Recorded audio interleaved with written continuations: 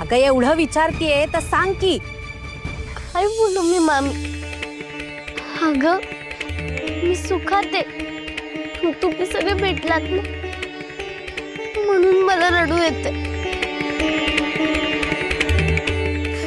मला नाही हा वाटत आहे तसं. सांग बरं मला काय झालं हा. हे बघ मी उमाई आजी कुणाला काही बोलणार नाही. सांग. अगं मामी तू नको मला विचारूस. उमाई आणि आजीने दिली आहे मला शिकवण. त्यांनी सांगितलंय मला की सासरी जर सुखात राहायचं असेल तर सासरचं माहेर आहे आणि बाहेरचं सासरी बोलू नाही. ते त्यांनी अगदी बजावून सांगितलंय मला. तू नको काळजी करूस मामी.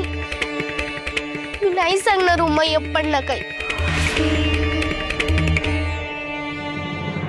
मावशी मला माहितीये तू नक्कीच इंगा दाखवला असशील तुझा, पण काळजी नको करूस.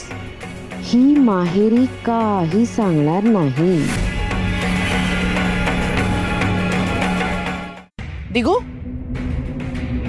थांब.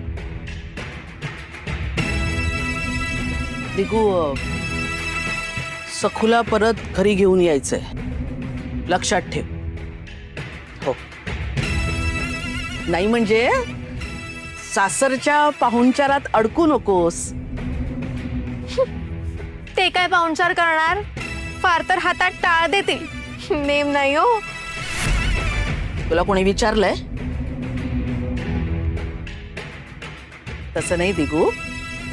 जावई आहेस, पहिल्यांदा जाणार आहेस, आग्रह करणारच ते. पण आपण रोखठोक बोलायचं. सखूला घ्यायला आलोय, आत्ताच्या आत्ता निघायचं बस.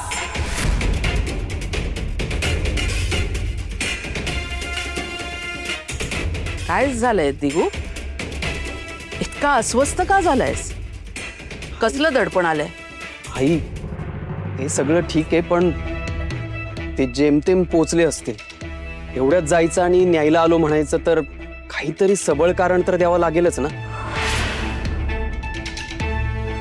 का नेतोय सखूला एवढ्या तातडीनं हे तर विचारतीलच ते. त्याला काय झालं? आपण कारण द्यायला बांधील नाही आहोत. बरोबर आहे त्याचं, बरोबर आहे.